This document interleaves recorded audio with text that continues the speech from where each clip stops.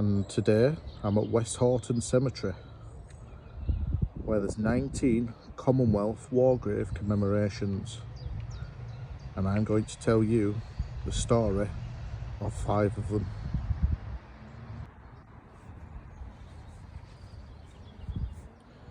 And this is a grave of Private William Norris. William was born in 1898 and lived in Westhoughton. In the Great War, he served with the Grenadier Guards and landed in France post-1915. In 1916, William was wounded but was brought back to Leeds Military Hospital, where on the 27th of October 1916 he sadly died of those wounds. He was just 18 years old. He was brought back to Westhoughton to be buried in his family grave.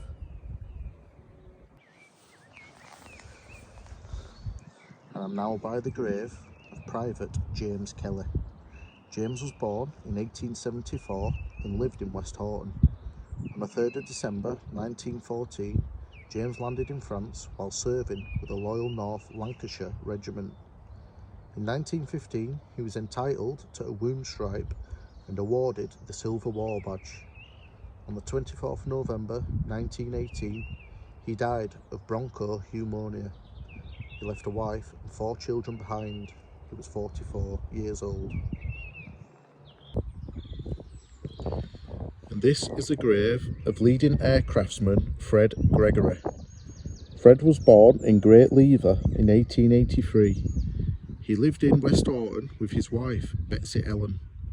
In World War I, he joined the Royal Air Force, when on the 23rd of June 1919, he sadly died of tuberculosis in Bermondsey Military Hospital in London. He was aged just 35.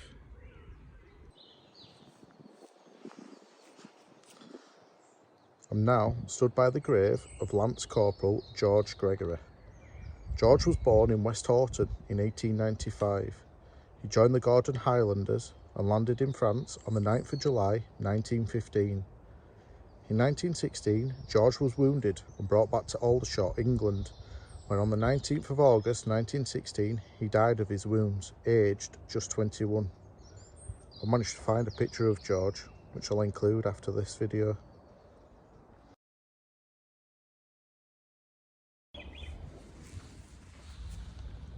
And this is the grave of Gunner Robert James.